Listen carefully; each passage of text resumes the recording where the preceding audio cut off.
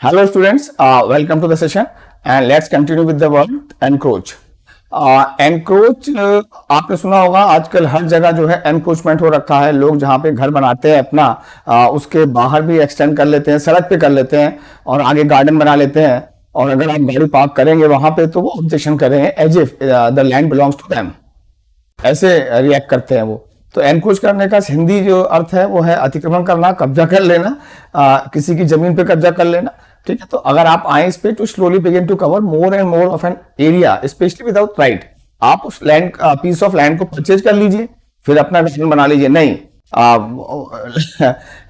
अपने घर के बाहर जो रैम्प भी होगा और एक छोटा सा गार्डन भी होगा, फिर कार की पार्किंग भी होगी, और फिर जो आपके अपोजिट हाउस है वो वाले भी ऐसा करेंगे।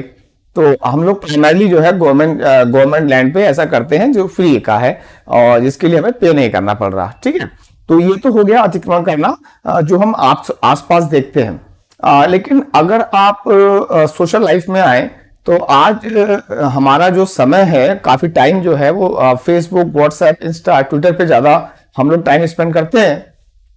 आने वाले समय में क्या कंडीशन होगी मैं तो नहीं जानता, बट ये टाइम पहले पेरेंट्स के लिए था, फैमिली के लिए था, रिलेटिव्स के लिए था, फ्रेंड्स के लिए था। तो आज मैं ये कह सकता हूं कि जो फेसबुक है हमारे टाइम को एनक्रोच कर रहा है, या सोशल मीडिया जो है सच वो एनक्रोच कर रहा है। ठीक, तो फर्स्ट मीनिंग जो है लिटरल मीनिंग है और सेकंड फिगरेटिव मीनिंग होते हैं। और फिगरेटिव मीनिंग में बगैर अधिकार के या जो without right, actually without right आप उस चीज को कवर कर रहे हैं, उस चीज पे कब्जा कर रहे हैं जो एक्चुअली किसी और का अधिकार है उस पे। तो आज अगर एक फादर अपना टाइम लैपटॉप पे स्पेंड कर रहे हैं तो एक्चुअली ये टाइम तो फैमिली का था।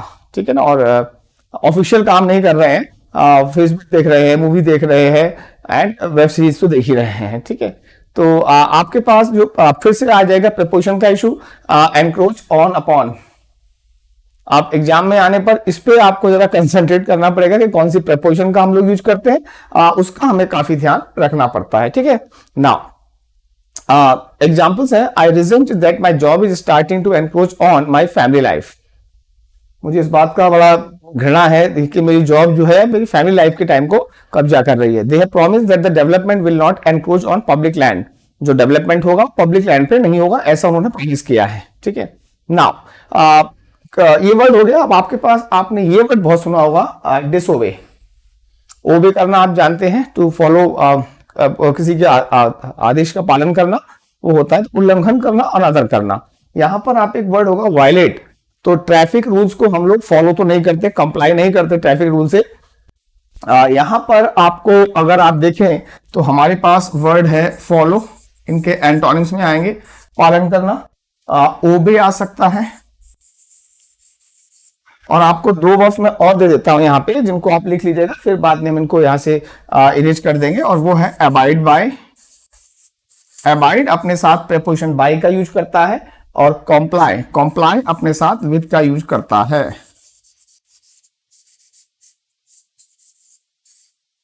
What we are known more for, क्या करते हैं हम? ट्रैफिक रूल्स को अवॉइड बाय करते हैं, कॉम्प्लाई विद करते हैं, फॉलो करते हैं, ओबे करते हैं, या फिर हम ये करते हैं वायलेट करते हैं। सुना होगा ट्रैफिक रूल का वायलेशन है, डिसओबे कर रहे हैं, फ्लाउट कर रहे हैं, ट्रांसग्रेस कर रहे हैं, कॉन्ट्रेवीन कर रहे हैं। तो ये हमारे पास कुछ वर्ब्स हो गए। और ये एनक्रोच तो वर्ड है हमारे पास, एनक्रोच है। एनक्रोच को आप अलग से समझ लीजिएगा, वो एक डिफरेंट एंटिटी है। ये नेक्स्ट वर्ड के लिए मैं आपको बैकग्राउंड तैयार कर रहा हूं।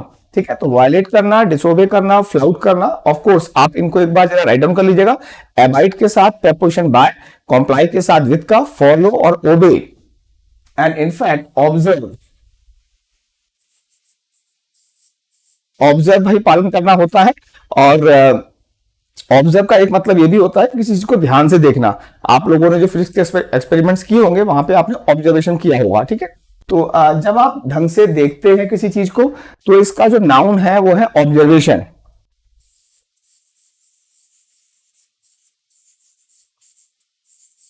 लेकिन लेकिन अगर हम कॉम्प्लाई वाले केस में लाएं, फॉलो करने वाले केस में लेके आए, तो इसका जो नाउन बनता है वो है ऑब्जर्वेंस।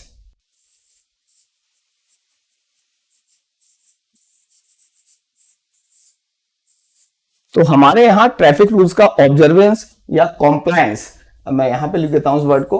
कॉम्प्लाई का जो नाउन है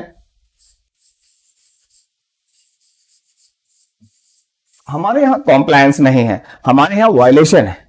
तो आपको रूल्स को फॉलो करना है, किसी चीज को मानना है तो आप अबाइड बाय कर सकते हैं, कॉम्प्लाई विद, ऑब्जर्व, फॉलो और ओबे करना है। और ऑब्जर्व के एक्चुअली दो मीनिंग है, एक तो to look at something how it is done, अवलोकन करना जिसे आप कहते हैं, to look at something how it is done. तो मैं आपको बता रहा हूं कि मैं आपका कोच हूं और क्रिकेट कैसे पुल शॉट कैसे मारते हैं, तो मैं पुल शॉट को मार के दिखाऊंगा, आपको हिट करके दिखाऊंगा और आप मुझे ऑब्जर्व करिए कि मैं अपने फुट मूवमेंट्स क्या होते हैं, मेरे हैंड्स कैसे मूव करते हैं और मेरा हेड कैसे स्टेडी रहता है, then I am able to play a pull shot. ठीक है, तो आप ऑब्जर्व करेंगे और ये होगा ऑब्जर्वेशन। लेकिन आप मेरे रूल्स को फॉलो कर रहे हैं, आप मेरे रूल्स को कंप्लाई विद कर रहे हैं, अबाइड बाय कर रहे हैं, तो ये क्या हो गया, ऑब्जर्वेंस। ये जो नाउन लिखा हुआ मैंने ऑब्जर्वेंस होगा इसका। ठीक है, तो ऑब्जर्वेशन भी है, ऑब्जर्वेंस भी है। तो वायलेशन एंटोनिम होगा ऑब्जर्वेंस का, कॉम्प्लायंस का। तो हमारे यहाँ पे कॉम्प्लायंस कम है, हर कोई ट्रैफिक वालों के सामने से निकलना चाहता है, कोई वायलेट करते हैं, फ्लाउट करते हैं रूल्स को, कॉन्ट्रावीन करते हैं, ट्रांसग्रेस करते हैं, डिसोबे करते हैं। तो फर्स्ट ऑफ ऑल आप यहाँ पे इसको पॉज करके लिख लीजिएगा, because I am going to remove these words. ठीक है, then what is on the PPT हम उसको डिस्कस करेंगे।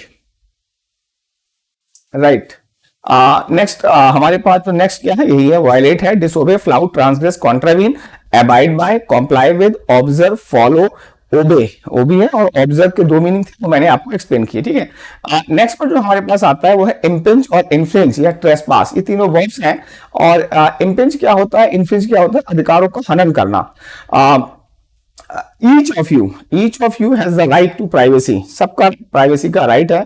और जस्ट बिकॉज कि मेरे आज मैं फोन भूल गया हूं, मैं आपसे आपका फोन लेता हूं, बेटा मुझे कॉल करना है। ठीक है, मैंने आपसे फोन लिया और कॉल करने के बाद मैं अब आपका व्हाट्सएप चेक कर रहा हूँ, फेसबुक चेक कर रहा हूँ, ओहो अच्छा ये है। तो what I am doing actually, I am impinging on your rights. जो राइट टू प्राइवेसी है वो है। रात के 12 बजे अचानक से मेरे अंदर का सिंगर पैदा हो जाता है, I start playing music very loudly, but you have a right to lead a peaceful life. आपको शांतिपूर्ण तरीके से जीवन जीने का अधिकार है। लेकिन मैं उनको क्या कर रहा हूँ, वायलेट कह सकते हैं आप, लेकिन जो बेटर वर्ड होगा वो होगा इम्पिंज या इन्फ्रिंज। ठीक, इसी को हम कहते हैं to violate the right of others, लोगों के अधिकारों का हनन करना। तो अगली बार जब आप बाइक चला रहे हैं सड़क पे, आप बाइक कैसे पार्क कर रहे हैं, आपके बाइक चलाने से किसी को इनकन्वीनियंस कॉज नहीं हो रहा है, अगर हो रहा है तो यार impinging on their rights. Right, trespass, आपने मिलिट्री एरिया में देखा होगा, नो ट्रेसपासिंग, नो ट्रेसपासिंग, बगैर अधिकार के आप प्रवेश नहीं कर सकते, अनाधिकृत प्रवेश करना। अब आप ट्रेन में गए और ट्रेन में ट्रैवल कर रहे हैं और ट्रेन का टिकट ले लिया, तो what is the ticket, ticket is a mode of entry in the coach. ठीक है ना, अब आप कहेंगे नहीं नहीं नहीं मैं तो ड्राइवर के साथ बैठूंगा, बस में तो हम ड्राइवर के साथ बैठ जाते हैं, आगे बैठ जाते हैं, लेकिन आप ट्रेन में कहेंगे नहीं नहीं मैं तो भैया ड्राइवर के साथ बैठूंगा। तो ना, अगर आप ड्राइवर के साथ इंजन में जाके आप एंटर करने की कोशिश कर रहे हैं तो this will be a crime and this is called trespassing. तो अनाधिकृत प्रवेश करना, ड्राइवर प्रवेश कर सकता है, कोई रेलवे ऑफिशियल है वो प्रवेश कर सकता है, कोई पुलिस ऑफिशियल है, पर्सनल है, वो जा सकते हैं, लेकिन आप जो पैसेंजर है वो वहां नहीं जा सकते। ठीक है ना, तो मिलिट्री एरिया में जब जाएं तो वहां लिखा है नो ट्रेसपासिंग, वहां मत कहिएगा कि मेरे पापा पुलिस में है या मेरे पापा जो है सत्ता पक्ष से हैं। मिलिट्री वाले सुनते कम है और जानते हैं ज्यादा क्या करते हैं वो। ठीक है ना, तो वहां का मतलब होता है no trespassing means no trespassing, it simply means this, no pun, कोई और मीनिंग इसका है नहीं यहाँ पे। ठीक है, तो हमारे पास जो वर्ब है अभी इम्पिंज है, इन्फ्रिंज है, अधिकारों का हनन करना, then we have this word trespass, अनाधिकृत प्रवेश करना। राइट, और आर्मी एरिया में लिखा होता है sincere note, no trespassing, that means आप अगर ऑथराइज्ड पर्सनल नहीं है तो आप एंटर मत करिए, ये आपके बेटरमेंट के लिए बता रहा हूं मैं। ठीक है, नाउ ट्रेसपास ऑन आ गया आपका ये।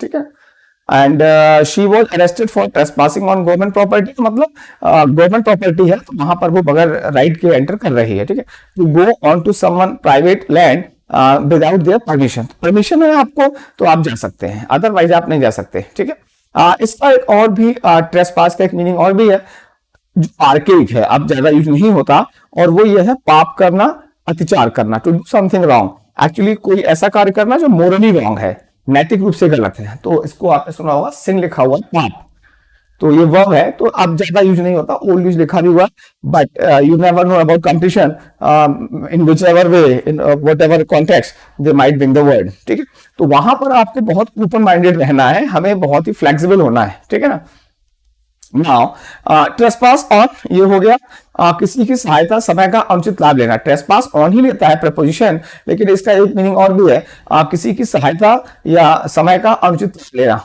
Right. To unfairly use more than you should of someone else's time, help etcetera for your own advantage. Now example देख लीजिएगा, it would be trespassing on their hospitality to accept any more from them. इसका मतलब क्या हुआ, मैं आपके घर गया एंड आपने मुझे लंच करा दिया, और लंच कराने के बाद आपने मुझे चाय भी पिलाई, उसके बाद अब मैं जा नहीं रहा हूँ, मैं सोच रहा हूँ यार अब तो इतना तो 3 o'clock तो हो ही गया, 5 बजे तो चाय भी होगी, शाम की चाय भी होगी, स्नैक्स भी हो जाएंगे। अब स्नैक्स हो जाएंगे, थोड़ा वॉक करने के बाद डिनर भी हो जाएगा, और डिनर करने के बाद थोड़ा सा डेजर्ट भी हो जाएगा।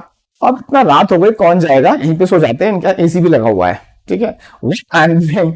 आप तो मतलब बहुत विलिंगली, बहुत वॉलंटरली ये कर रहे थे, लेकिन I am trespassing on your time.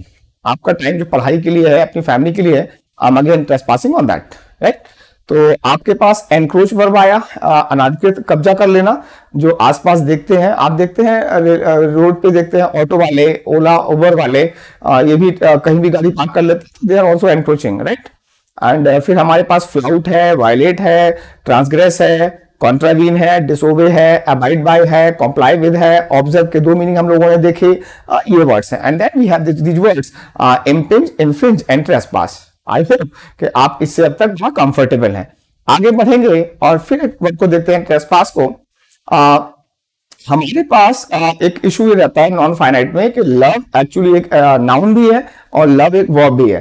तो वहां पर एक इशू हमेशा रहेगा कि लव कब आएगा, जो कि नॉर्मल नाउन है, वर्बल नाउन नहीं है। जबकि लविंग जो कि एक जर्न की तरह काम कर सकता है, वो एक्चुअली एक नाउन, वो भी एक नाउन है। Gerund is absolutely a noun, completely a noun, उसमें कोई इफ्स एंड बट्स नहीं है, ठीक है। इन्फिनेटिव के नेचर को लेकर हाँ थोड़े इश्यूज रहते हैं, बट लव को लेकर नहीं है, रेस्पेक्ट को लेकर नहीं है, क्रिटिसाइज को लेकर नहीं है। Criticizing is purely a gerund, reason being criticism एक नाउन एग्जिस्ट करता है, बट ट्रेसपास एक वर्ब है, जो कि वर्ब देखा अभी हम लोगों ने, यहाँ पे नाउन देख रहे हैं, और प्राइमरली हम यूज करते हैं ट्रेसपासिंग यूज करते हैं।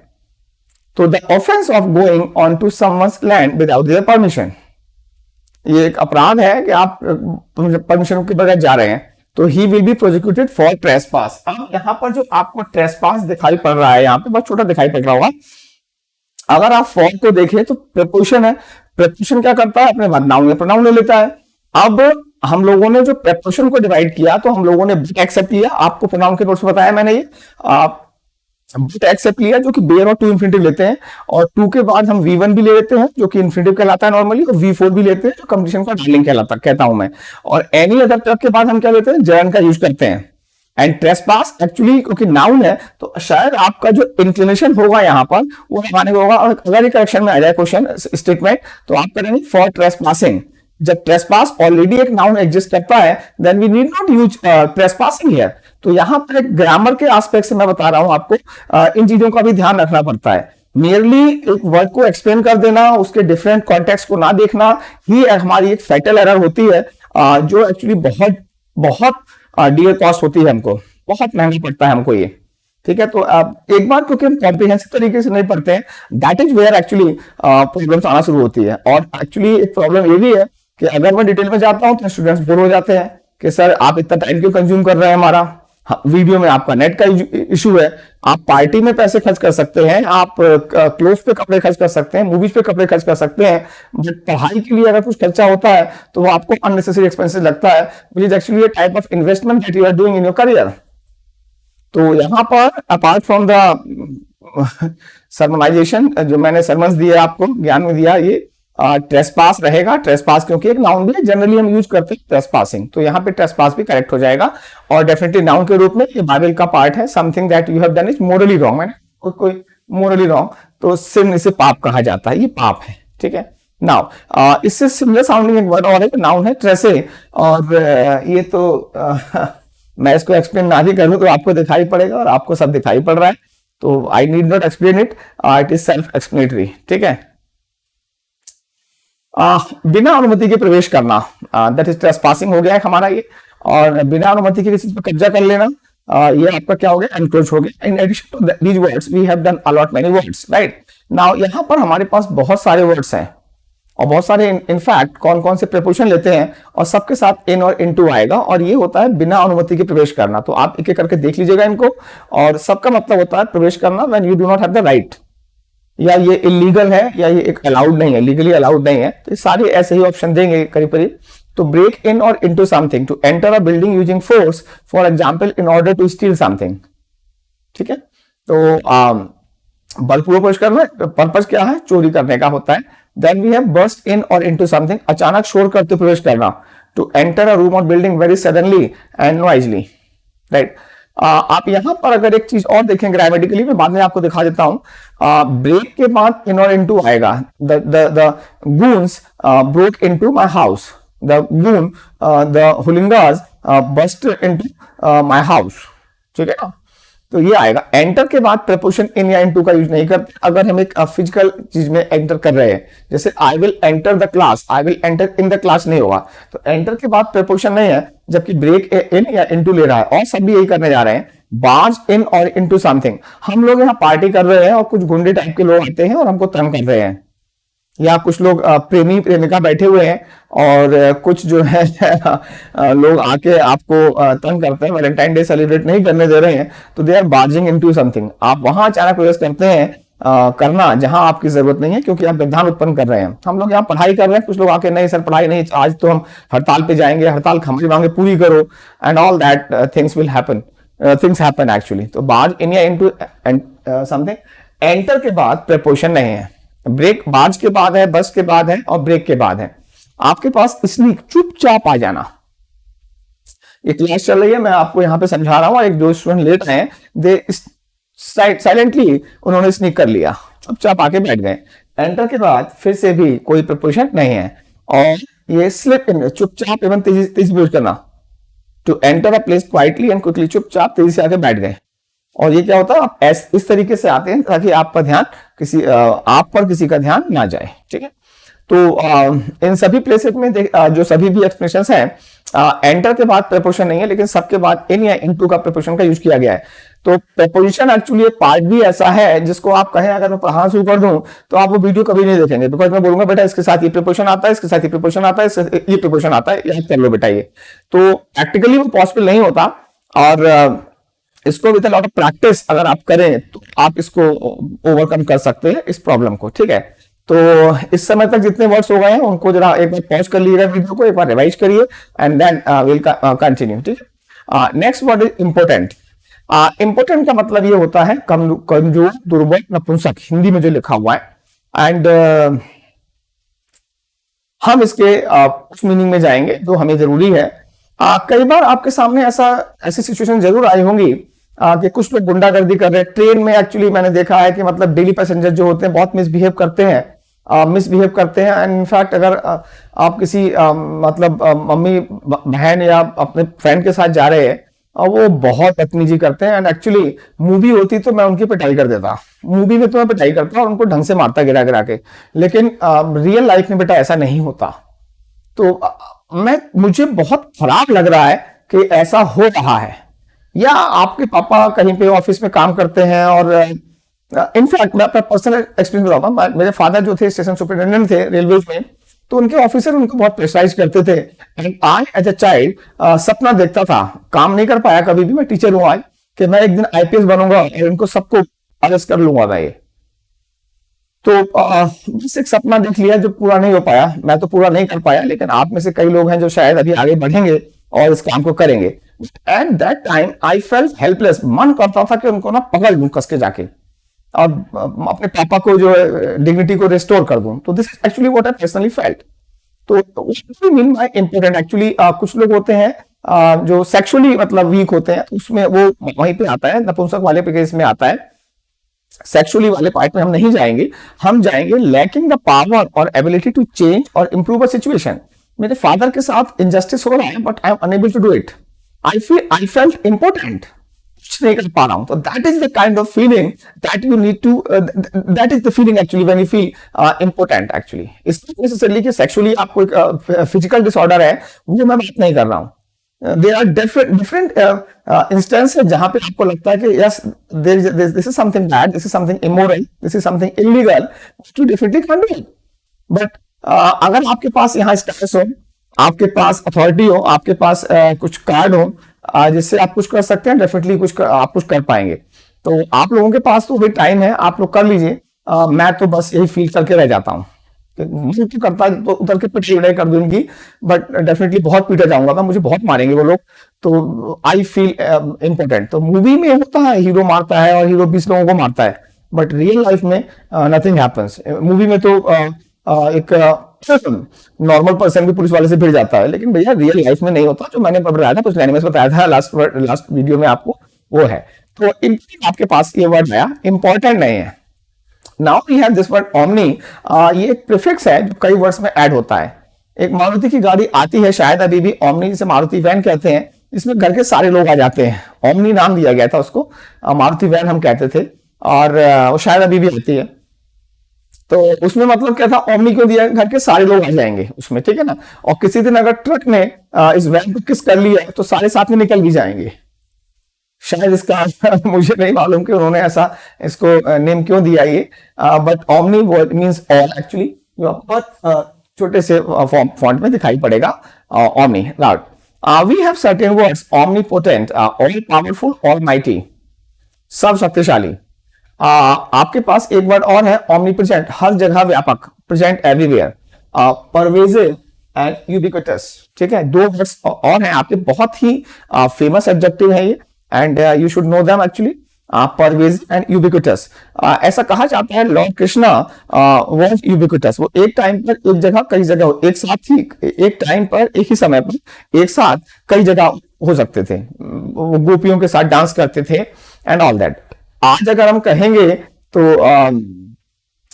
गूगल को कहिए तो गूगल तो, सॉरी गूगल नहीं, एग्जांपल सही नहीं होगा, टैक्सीज, प्राइवेट टैक्सीज यूबिक्विटस है, हर जगह मिल जाएंगे आपको। मैकडोनल्ड्स, डोमिनोज के जो आउटलेट्स हैं वो परवेजिव है, यूबिक्विटस है। यू नॉट आस्क, आपको गूगल पे डाल देंगे तभी पता लग जाएगा आपको, ठीक है।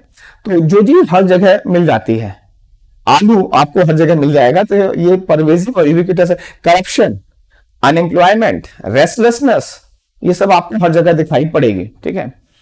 We have one more word, omniscient. तो सिएंट वाले वर्ड तो हम सेट 1 में कर चुके हैं, प्रेसिएंट, नेसिएंट हम लोगों ने वहां पे किया था प्रोग्नोस्टिक वाले केस में, डायग्नोस्टिक वाले केस में। सिएंट का मतलब क्या हुआ, ज्ञान हो जाए। तो ओमनिसिएंट मतलब नोइंग ऑल, इनफाइनाइटली वाइज, तो जिससे सब कुछ आता है। तो आज मैं कह सकता हूं कि गूगल जो है ओमनिसिएंट है। आपको कोई इंफॉर्मेशन अगर नहीं मिल रही है, go to Google, Google it, omniscient, right. यहां पर जो थोड़ा कॉन्टेक्स्ट है, ओमनीपोटेंट, ओमनीप्रेजेंट, ओमनिसिएंट, ये 3 वर्ड जो थे या जो है वो गॉड का डोमेन है। एक्चुअली इन 3 वर्ड्स को गॉड के लिए यूज किया जाता है। गॉड इज ओमनीपोटेंट, भगवान सब शक्तिशाली है। Today science has given us such powers that certain Nations have become omnipotent. वो डिसाइड करते हैं कि वर्ल्ड में क्या होगा। Poor countries have no say in world affairs, even United Nations has no say. Omnipresent आप देखिएगा, जो गूगल है, फेसबुक है, ये हर जगह पे है, और ओमनिसिएंट सब जानता है। प्राइमरली ये गॉड के लिए थे। अब ओमनिसिएंट अगर भगवान पेपर देने आता तो वो तो पास हो जाता, वो तो टॉप कर जाता, क्योंकि उसे सब कुछ आता, तो क्योंकि वो है सब जाता। हाँ, तो ये आप जानते हैं, ठीक है। And then we have this word omnivorous, सभी प्रकार का, कई प्रकार का, थोड़ा सा अलग वर्ड है। जनरली ये वर्ड भी आपके कॉन्सेप्ट में आया हुआ है। ऑफ ऑल वैरायटीज और फॉर्म्स ऑफ काइंड्स। अगर आप किसी मॉल में जाएंगे तो आप वहां पे ओमनिफेरियस सोप्स मिल जाएंगे, हर प्रकार के सोप्स मिल जाएंगे। बट अगर आप अपने नेबरहुड में जो आपका ग्रोसरी शॉप है, या जो प्रोविजन स्टोर है, सॉरी ग्रोसरी में कहाँ मिलेगा ये, तो वहां पे भी आपको उतने सोप्स नहीं मिल पाएंगे। कई बार मेडिकल स्टोर होते हैं, भाई ये दवाई नहीं है, नहीं है, नहीं है, लेकिन कुछ मेडिकल स्टोर्स पे करीब करीब almost every type of medicine that they have. तो omnifarious, so omni is all.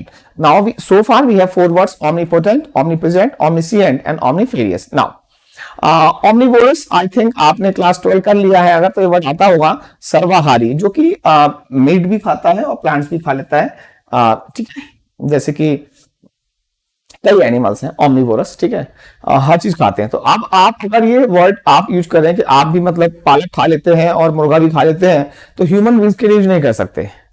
Human beings के लिए हम इसे यूज नहीं करेंगे। तो ओमनिवोरस एनिमल्स के लिए आता है। And then we have this word carnivorous, herbivorous and cannibal. शायद आपने इन वर्ड्स को कई को देखा हो। तो कार्निवोरस कौन होते हैं? जो केवल एनिमल्स को खाते हैं, और इसमें प्लांट्स भी आते हैं। कुछ प्लांट्स हैं जो इंसेक्ट्स को भी खा लेते हैं, इंसेक्ट को कंज्यूम कर लेते हैं। तो ये कार्निवोरस प्लांट है, कार्निवोरस एनिमल हम कह सकते हैं, लेकिन ह्यूमन बींग्स के लिए इन वर्ड्स का यूज नहीं किया जाता, राइट। एंड हर्बीवोरस, फिर से अगर मैं एक वेजिटेरियन हूं तो मैं ये नहीं बोलूंगा कि मैं हर्बीवोरस हूँ, शाकाहारी हूँ, मैं प्लांट्स ही खाता हूँ केवल। तो गाय को आप ले लेंगे तो एक हर्बीवोरस एनिमल है। And then we have this cannibal, नरभक्षी आदमखोर, ईटिंग और फीडिंग ऑन ह्यूमन फ्लैश। यहां पर देखिएगा ये वर्ड ह्यूमंस के लिए भी आया है। कैनिबल, एंथ्रोपोफागस, एंथ्रोपोफेजाइड, ये दो वर्ड्स हैं। एंथ्रोप आप जानते हैं ह्यूमंस के लिए आता है, फैगस भक्षी, उनको जो कंज्यूम करता है। तो फैगस बोलिए या फेजाइड बोलिए, doesn't make much difference, both are same and they are synonyms of cannibal. Cannibal के हैं। सेकेंड वर्ल्ड वॉर में जब जापान पूरी तरीके से डिफीट हो गया था, तो there were certain instances of cannibalism among soldiers of Japan. Japanese soldiers ने किया था कि मान लीजिए 15 सोल्जर्स बचे हुए हैं अभी, तो अब हमारे पास वेपन्स तो है ही नहीं है, आर्म्स एंड एमिशन नहीं है। हिरोशिमा नागासाकी के बाद आप जानते हैं क्या हुआ था वहां पे। तो अब मेरे पास आर्म्स एंड एमिशन नहीं है, मेरे पास कुछ गैरिसन भी नहीं है, खाने के सामान भी नहीं है। तो अब हम एक चिट निकालेंगे जिसका नाम आएगा, उसे हम कंज्यूम कर लेंगे। तो हमारे पास कई इंस्टेंसेज हैं जब ह्यूमंस ने ह्यूमंस को खा लिया है। और अगर आप हिस्ट्री टीवी पे जाके देखें, आप डॉक्यूमेंट्रीज है वहां पर, कई आपको इंस्टेंसेज मिलेंगे जब मानव ही मानव को खा गया। अदरवाइज जो एक टाइगर है, लेपर्ड है, ये लोग जब नरभक्षी हो जाते हैं तो इनका हम यूज करते हैं। तो इनके यूजेज में थोड़ा सा इशू रहेगा। वो आपके पास वीडियो भी है, मैंने आपको एक्सप्लेन भी कर दिया। And we have two new words. Actually cannibal मुझे मालूम है कि अगर आप प्रिपरेशन कर रहे हैं तो आप लोगों ने थोड़ा प्रायर प्रिपरेशन आपका रहा होगा मुझको ज्वाइन करने से पहले। बट एडिशनल क्या मिला? एडिशनली मिला कि दो वर्ड मिल गए, एंथ्रोपोफैगस भी है और एंथ्रोपोफेजाइड भी है। ये दो वर्ड्स हैं जो मैं आपको एडिशनली दे रहा हूं, ठीक। Carnivorous animals, herbivorous animals, and cannibal और एंथ्रोपोफैगस और एंथ्रोपोफेजाइड, ये एनिमल्स और ह्यूमंस दोनों के लिए यूज किए जाते हैं, ठीक है। Then we have this word omnibus. Omni का मतलब समझ में आ रहा है, अभी हम ओमनी पे चल रहे हैं। ओमनी मींस जो ऑल था हमारा, और परवेजिव और यूबिक्विटस वर्ड आए।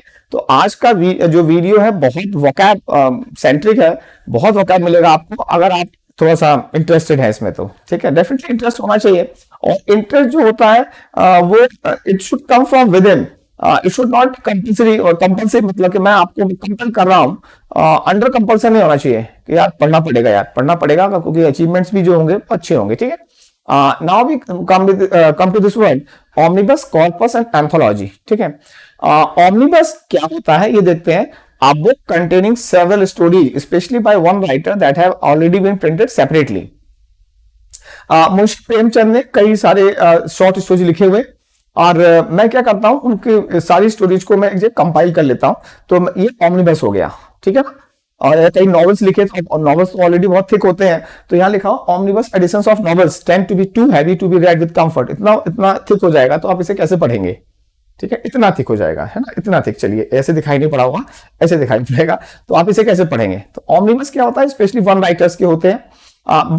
अगर आप कहें, अगर वन वर्ड में कहें या इसको नॉर्मली सीखना चाहें, collection of writings, collection of writings और आर्टिस्टिक वर्क जो होते हैं वो होता है। लेट्स सी, एज्यूम करते हैं कि भाई रवि जो है हमारा स्टूडेंट, इसका दिल टूट गया है, इसकी गर्लफ्रेंड ने इसको डंप कर दिया है, तो बड़ा निराश है, दुखी है। तो मैंने इसको मोहम्मद रफी के दर्द भरे नगमे दे दिए। अब मोहम्मद रफी ने जो अपने दर्द भरे नगमे गाए होंगे वो किसी एक मूवी में तो गाए नहीं होंगे। तो सभी मूवीज में से मैंने जो मोहम्मद रफी के दर्द भरे नगमे हैं वो सारे निकाल लिए और रवि को दे दिए, बेटा ये सुनो तुम, अब क्योंकि तुमसे पढ़ाई तो होगी नहीं, क्योंकि तुमने जो ये अफेयर किया वो एक ऐसे ह्यूमन बीइंग से किया, करियर से नहीं किया, तो तुम्हारा तो बेटा यही होगा। अब तुम ये सुनो, दर्द भरे नगमे सुनो, और स्टूडेंट्स वो कैब सुने, ठीक है। तो ऑमनिबस हो गया आपका, कलेक्शन ऑफ राइटिंग्स है, और ये म्यूजिक हो सकता है, सॉन्ग्स हो सकते हैं, it could be anything, right? Now we have this word corpus, a collection of all the writings of a particular kind or by a particular person. Particular kind, let's say corpus है हमारे पास, ये लिखा हुआ है Shakespeare's works. Works मतलब यहाँ पे कार्य से नहीं, साहित्यिक रचना से है, लिटरेरी राइटिंग्स।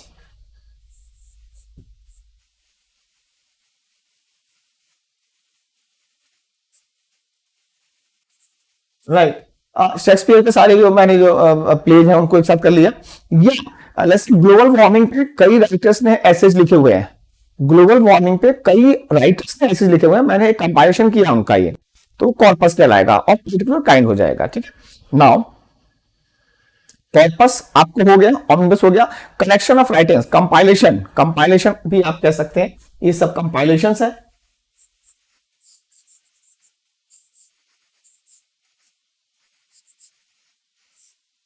compilations है, ठीक।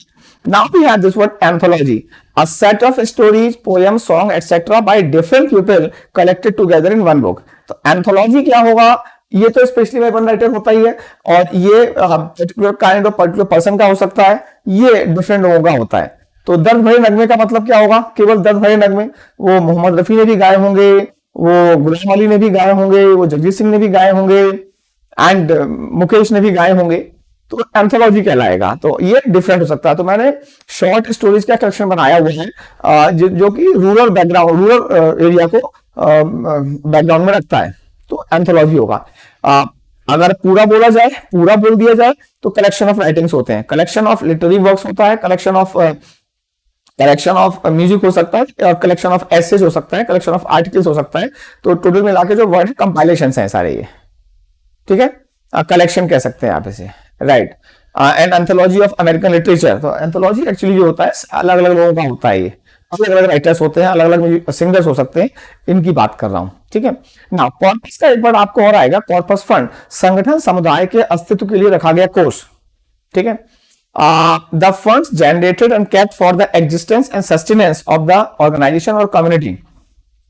इस कॉर्पस का मतलब होता है किसी उद्देश्य विशेष से इकट्ठा किया गया और अलग रखा गया फंड जो होता है।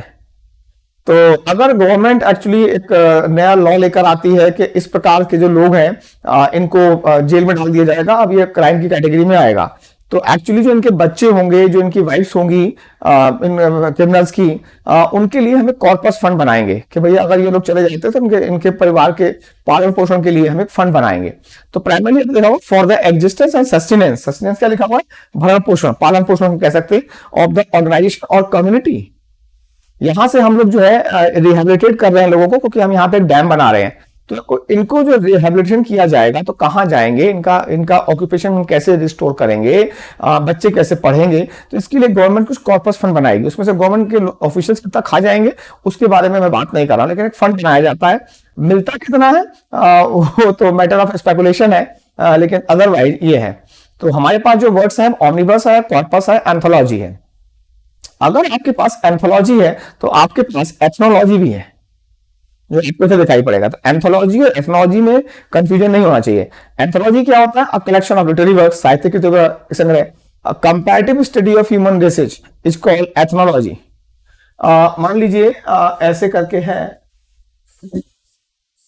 ये डिफरेंट सिविलाइजेशंस हैं, डिफरेंट प्लेसेज हैं, मेसोपोटामिया हो गया, हड़प्पा हो गया, है ना, इजिप्ट हो गया, और आप आज का ले लीजिए एक पर्टिकुलर स्टेट हो गया, स्टेट 2 हो गया, राइट।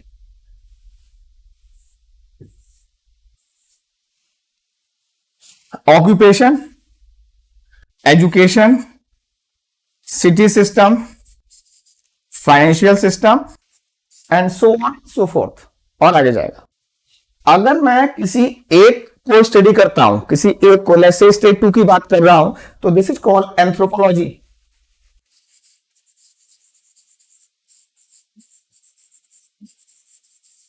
एक जगह पर रहने वाले लोगों का फिजिकल कल्चरल डेवलपमेंट कैसे होता है, ये मैं स्टडी करता हूं। तो अगर एक जगह का है तो वो एंथ्रोपोलॉजी कहलाता है, इसे मानव विज्ञान के नाम से आप जानते हैं, राइट। बट अगर एक कंपैरेटिव स्टडी कर दिया जाए तो मुझे पता लग जाएगा कि मेसोपोटामिया में ऑक्यूपेशन क्या था, सिटी सिस्टम क्या था, इनका जो है आर्किटेक्चर क्या था, इनके रिलीजन क्या थे, इनके गॉड्स कौन थे, इनकी मेन हार्वेस्ट क्या होता था, क्या एग्रीकल्चर में क्या करते थे। तो वो कंपैरेटिव स्टडी जब कहलाती है तब ये कहलाता है एथनोलॉजी। दिस इज कॉल्ड मानव जातियों का तुलनात्मक अध्ययन। एंड एंथ्रोपोलॉजी एक ऐसा वर्ड है, अभी एंथ्रोपोफैगस और एंथ्रोपोफेजाइट आया था, जहां पे एंथ्रोप का मतलब था ह्यूमंस, तो ये मानव विज्ञान कहलाता है। व्हाट डू वी मीन मानव विज्ञान? The study of physical cultural development of a people of a particular place, वो कहलाता है। तो अगर मैं एंथ्रोपोलॉजिस्ट हूं तो मैं जाके चेक करता हूं कि यहाँ पे लोगों का रहन सहन कैसा है, खान पान क्या है, इनकी परंपराएं कैसी है, तो मैं एक जगह देखता हूं। और ये एक्चुअली हेल्प करता है गवर्नमेंट की।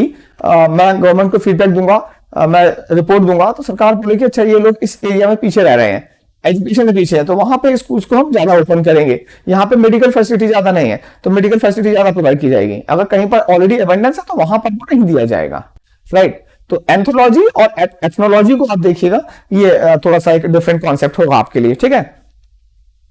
Next point is electret. अभी तो हम 34 से स्टार्ट किया था एनक्लोज से, बट अगर आप देखें तो 36 पे आए हैं, but so far we have covered a lot many words and with different context which are likely to be used in competition. Real condition में जो आ सकते हैं वो आ सकते हैं आपके लिए, ठीक है। अगर मैं एक दूधिया हूं, अगर मैं घर घर जाके मिल्क डिस्ट्रीब्यूट करता हूं, तो मैं प्योर मिल्क अगर दूंगा तो मैं बड़ा समाज सेवी हूं, मैं मुझे बड़ा चिंता होती है इंसानों की। अगर मैं इनको प्योर मिल्क दे दूंगा और ये अर्बन बैकग्राउंड के लोग हैं, अर्बन एरिया के लोग हैं, तो अगर मैंने शुद्ध दूध दे दिया तो इनका इंडाइजेशन हो जाएगा, इनका लूज मोशन हो जाएगा।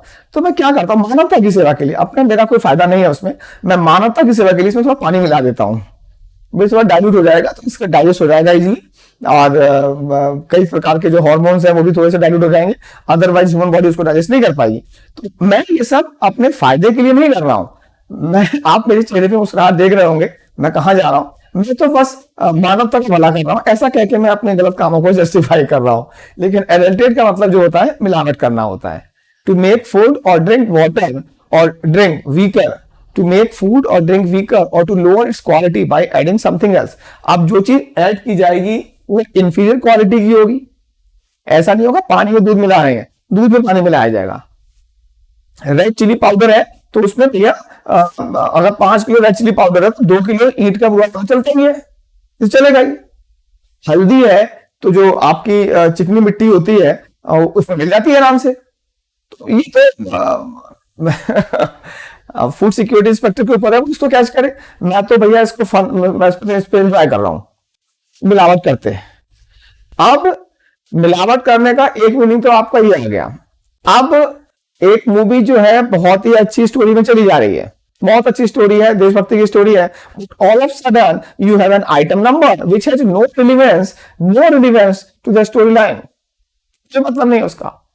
लेकिन भैया रिक्शे वाले भी देखने आएंगे इसे, केवल हाई फाई लोगों के लिए मूवी बनाएंगे तो चलेगी नहीं ना ये। तो मैं एक आइटम सॉन्ग डाल के उस मूवी की क्वालिटी को, मेरे हिसाब से एक्चुअली वो सॉन्ग अननेसेसरी था। रियल लाइफ में कौन गाने गाता है? Have you ever seen anyone falling in love with 200 people dancing behind them? Movie में होता है हीरो गाना गाता है मुझे प्यार हो गया, तो 200 लोग गाना गा रहे होते हैं प्यार हो गया।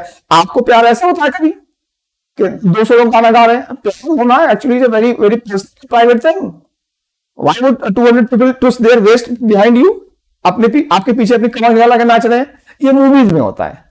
तो अगर आप थोड़ा सा भी लॉजिक यूज करते हैं तो आप बोलेंगे यार ये क्या लगा रहे हैं। अगर सोलो सॉन्ग्स हो रहा है, हीरो अलग गाना गा रहा है, हीरोइन अलग गाना गा रही है, हमें प्यार हो गया, हमें प्यार हो गया, then it is quite understandable. This is how actually normal human being fall in love. तो एडल्ट्रेट करना कुछ और दूर तक जाएगा। केवल पानी में दूध में पानी मिला देना ये नहीं है, हल्दी में मिट्टी मिला देना ये नहीं चलेगा, सरसों के तेल में आजीमोन मैक्सिकाना के सीड्स मिला देना ये नहीं चलेगा। और भी आगे बढ़िए, थोड़ा सा अपने होराइजन को और ब्रेक करिए, तब आपके पास ये सब आ जाएंगे। तो एडल्ट्रेट वर्क जो कि बहुत ही आसान सा था, इसको मैंने ज्यादा ही बता दिया कुछ। तो कंटेमिनेट कर देना और टू मेक इम्प्योर, तो इसको अशुद्ध कर देना। अशुद्ध करना मतलब ठीक है, मैं जब पानी मिलाने जा रहा हूं दूध में तो ये भी देखूंगा आरओ का होगा, मुझे नाले का पानी मिलेगा, नाले का पानी मिला दूंगा उसमें। मैं I am least concern about humanity, I am more concern about money. Adulterate जो कि एक्चुअली सब्सटेंस जो कि ऐड किया जाता है किसी चीज में, उसको उसकी क्वालिटी को खराब करने में। जैसे पानी जो होगा दूध के लिए एडल्ट्रेंट हो जाएगा, जो चिकनी मिट्टी का जो पाउडर है वो एडल्ट्रेंट कहलाएगा। तो ये भी एक वर्ड है अपना एडल्ट्रेंट, ये भी ध्यान करिएगा। Now here is a word which has social implications. Adultery का एक हिंदी मीनिंग है व्यभिचार, physical relation between a married person and somebody who is not there husband और वाइफ। किसी थोड़ा ये एडल्ट्री वाला केस है, व्यभिचार है, और एक्चुअली सुप्रीम कोर्ट के जो रूलिंग्स है उसमें अब adultery is no longer a crime actually, otherwise earlier एक क्राइम होता था ये। तो मैरिड हस्बैंड या मैरिड वाइफ किसी और व्यक्ति के साथ जो जिससे वो लीगली मैरिड नहीं है, फिजिकल रिलेशन नहीं कर सकते, तो उस एक्ट को कहा जाएगा एडल्ट्री है। तो मतलब ये सोशली अलाउड नहीं है, ठीक है ना। नाउ एडल्ट्रस व्यक्ति अगर एडजेक्टिव होगा तो व्यभिचारी होगा। और ये it could B anyone, husband और वाइफ दोनों में से कोई भी हो सकता है, तो स्पाउस की बात आएगी। लेकिन जनरली पहले जो ये था कि अगर हस्बैंड ऐसा करता है तो ये क्राइम है, और अगर फीमेल करती है तो ये इनफैक्ट आपको किसी सेंटेंस क्वेश्चन में ये आएगा। आई थिंक 2017 के सेट्स में है, जिसको हम लोगों ने ढंग से हम इसको हैंडल नहीं कर पाए थे, जिसने हमारे नॉर्मल रूल्स को फॉलो नहीं किया था। यस, आई रिमेम्बर दैट, अभी रिकॉल हुआ। तो वो एडल्ट्री वाला ही पार्ट था, ठीक है। एडल्ट्रस हो गया, एंड एडल्ट्रस रिलेशनशिप मतलब ये सोशली एक्सेप्टेबल नहीं है और ये गलत है, ठीक है। अब एक वर्ड और है एडम्बरेट। एडम्बरेट क्या होगा? चलिए हम लोग शिमला चल रहे हैं, most of you have never been to Shimla earlier. Sir Shimla कैसा लगेगा? बेटा वो तो वहां जाके पता लगेगा। सर हल्का सा आइडिया दे दीजिए। बेटा देखो हम यहां से ट्रेन से चलेंगे, कालका तक जाएंगे, अपनी ब्रॉडगेज ट्रेन से जाएंगे, वहां पे टॉय ट्रेन होगी, और टॉय ट्रेन से हम चलेंगे, there 6 hour journey, 96 kilometre distance, and there will be around close to 100 plus tunnels. तो बेटा वहां से जाएंगे, बहुत सीनरी होगी, ब्यूटीफुल होगी। तो ये अब जो मैं कर रहा हूं, क्या कह रहा हूं मैं आपको, आज to give a general idea और description of something without details. Train का नंबर क्या है, ट्रेन का नाम क्या है, शिवालिक एक्सप्रेस है, सब नहीं बता रहा हूं। तो हल्का फुल्का आइडिया दे देना, एडम्बरेट कर देना। तो मैंने जो भी शिमला के बारे में आपको बताया कि हम शिमला जाएंगे तो ऐसे ऐसे होगा, तो मैंने इस जर्नी को एडम्बरेट किया, आउटलाइन किया, ज्यादा डिटेल में नहीं समझाया मैंने। ऐसा ऐसा होगा बेटा ये, तो आप थोड़ा विजुलाइज करके देख सकते हैं कि हाँ भाई ऐसा ऐसा होता होगा। तो मैंने क्या किया, एडम्बरेट किया, आउटलाइन दिया। आप बहुत स्पेसिफिक डिटेल्स आपको मैंने नहीं दिया, ठीक है। एडम्बरेट एक वर्ब है अपना, रूपरेखा प्रस्तुत करना। Now here we come with this word vindicate, vindicator and vindictive. ये तीन वर्ड जो आपको यहां दिखाई पड़ रहे हैं, फर्स्ट ऑफ ऑल इनका तीनों का आपस में कोई रिलेशन है नहीं किसी से। अगर मैं बोलता हूं play, player, teach, teacher, teaching, ये आपस में रिलेटेड होते हैं, नाउन, एडजेक्टिव, वर्ब बन जाते हैं सारे। लेकिन इन तीनों का आपस में कोई रिलेशन नहीं है। इनके साथ जो एक वियर्ड फैक्ट है वो ये है कि they are not related to each other, one another anyhow, एक दूसरे से ये रिलेशन नहीं है ना। विंडिकेट करना क्या होता है? निर्दोष साबित करना, जैसा कि आपने कोर्ट में सुना होगा, निर्दोष साबित होगा, एक्सकल्पेट कर देना, एब्सॉल्व कर देना।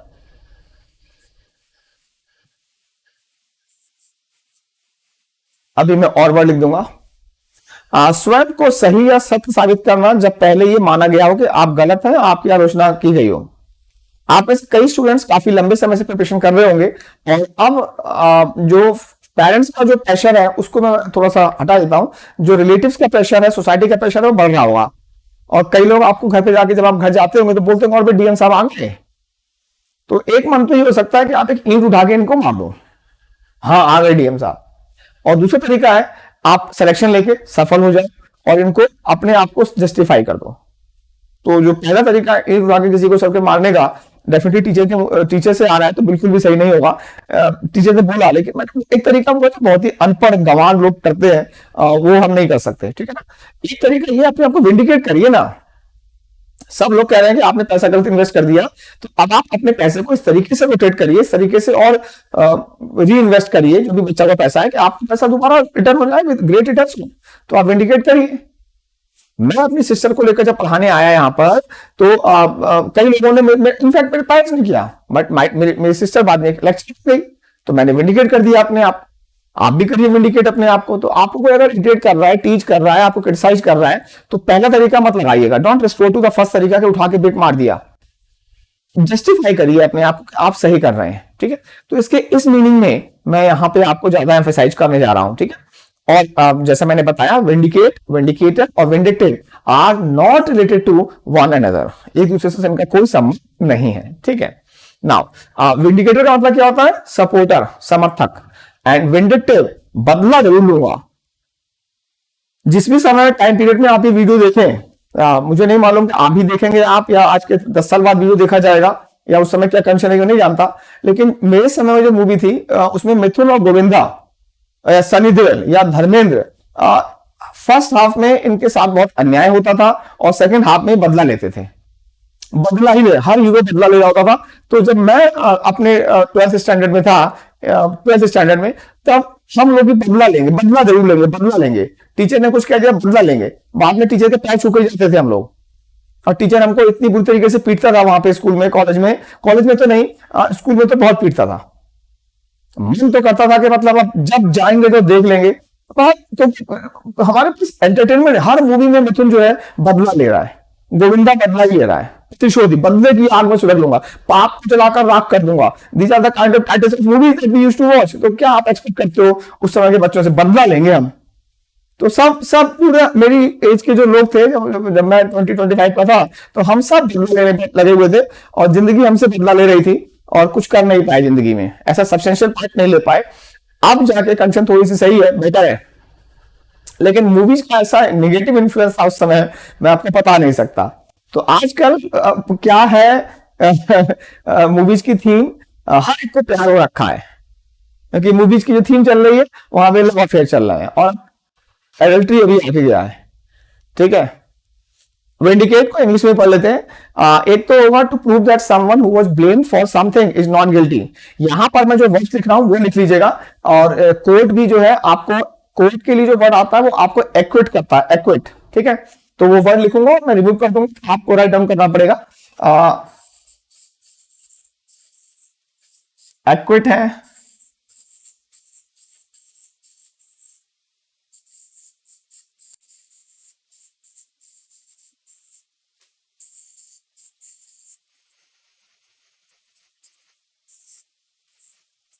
टू फ्री फ्रॉम ब्लेम, आरोप से मुक्त कर देना। तो कोर्ट ने हमें एक्विट कर दिया, एब्जॉर्ब कर दिया, एक्सकल्पेट कर दिया, एक्सोनरेट कर दिया। अब मैंने आपके ऊपर आरोप लगाया था कि आपने मेरे यहां से लैपटॉप चोरी किया है, बट अब आपको एक्विट कर दिया गया है। ठीक है, तो विंडिकेट के इस मीनिंग में आपके पास जो वर्ड आएंगे जो सिनोनिम्स हो सकते हैं, सिनोनिम्स हैं इसके, acquit, absolve and exculpate and exonerate. तो मैं इनको हटा रहा हूं, आप इनको एक बार लिख लीजिएगा, पॉज करके इसको लिख लीजिएगा। राइट, नेक्स्ट जो बताया मैंने आपको वही, टू प्रूव दैट समवन और समथिंग इज राइट और true after other people thought it was wrong. Justify करना, जस्टिफाई करिए कि आपका जो डिसीजन है वो सही है। ठीक है, सबका सही है, आपका डिसीजन सही है। तो बहुत ही छोटा सा होगा, ऐड दिया हुआ है, वो एग्जांपल दिया है, the decision to advertise has been vindicated by the fact the sales have grown. मतलब जब मैंने कहा कि एडवर्टाइज करते हैं तो लोगों ने इसको विरोध किया, अरे अननेसेसरी पैसा खर्च कर रहे हैं आप, अननेसेसरी पैसा खर्च कर रहे हैं, लेकिन सेल्स ग्रो कर गया। जब मैंने स्टार्ट किया इंडिविजुअल कोचिंग तो कई लोगों ने बोला चलेगा नहीं, चलता नहीं है, बट कर गया, थोड़ा बहुत नाम हो गया मेरा, चल गया। तो मैंने अपने आप को इंडिकेट किया, मैंने ये नहीं किया कि अच्छा ऐसे बोल रहा है मारता हूं तुझे मैं। तो that is not what actually intent to do, और I never intended to do that. आप भी मत करिएगा, किसी से मारपीट मत करिए, आप ये वाला मीनिंग यूज कर लीजिएगा। ठीक है, आगे बढ़ते हैं। विंडिकेशन क्या हो जाएगा, नाउन हो जाएगा। ठीक है, एंड अब आया vindicator. Raja Ram Mohan Roy was a vindicator of women's education, let's say महिला शिक्षा के, या विडोज री मैरिजेस के समर्थक थे। समर्थक का मतलब यहाँ पर वो नहीं है जो हम पार्टी में भाग रहे हैं अपने नेता के पीछे पीछे, वो बहुत ही छोटे लेवल का समर्थक होता है जब आप किसी आइडियोलॉजी को सपोर्ट करते हैं। ठीक है, समर्थक क्या हो गया, a person who argues to defend or justify some policy or institution. हम बात कर रहे हैं आइडियोलॉजी की, पॉलिसी की, हम इस विचारधारा के समर्थक हैं, हम इस संगठन के समर्थक हैं। कुछ लोग कहते हैं आईआईटी होनी चाहिए, कुछ लोग कहते हैं आईआईटी नहीं होनी चाहिए। तो दिस विंडिकेटर, तो यहां पर आप उस विंडिकेट तो वर्ब था, ये नाउन है, व्यक्ति के लिए आएगा, आप पर्सन है। अब यहां पर कुछ और वर्ड्स हैं। एपोलॉजिस्ट, आपके पास एक वर्ड आता है एंड दैट इज एपोलॉजी, क्षमा, और एपोलोजाइज जो कि एक वर्ब है।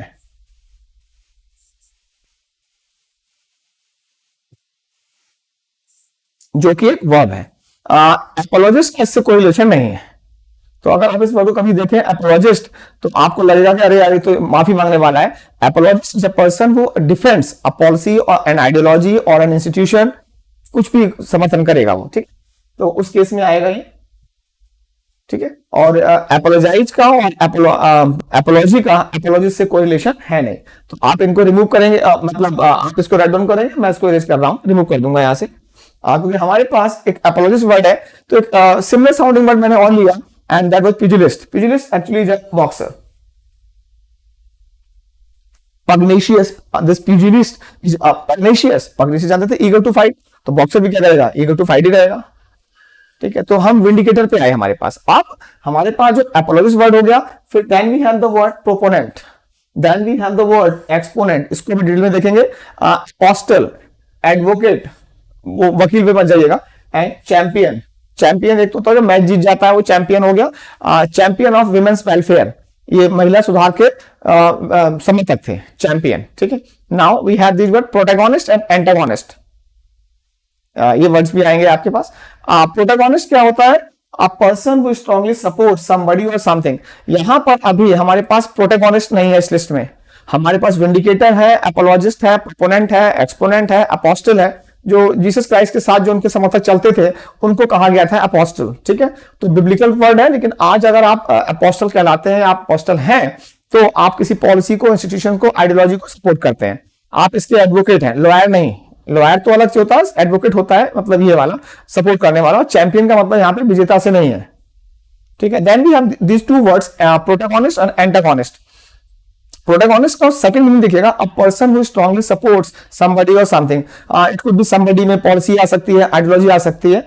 And the main character in a play, film, movie और बुक। तो मूवी जोधा अकबर के जो मेल प्रोटैगोनिस्ट है वो ऋतिक रोशन है, और जो फीमेल प्रोटैगोनिस्ट है वो ऐश्वर्या राय है। कलाकार, मुख्य कलाकार,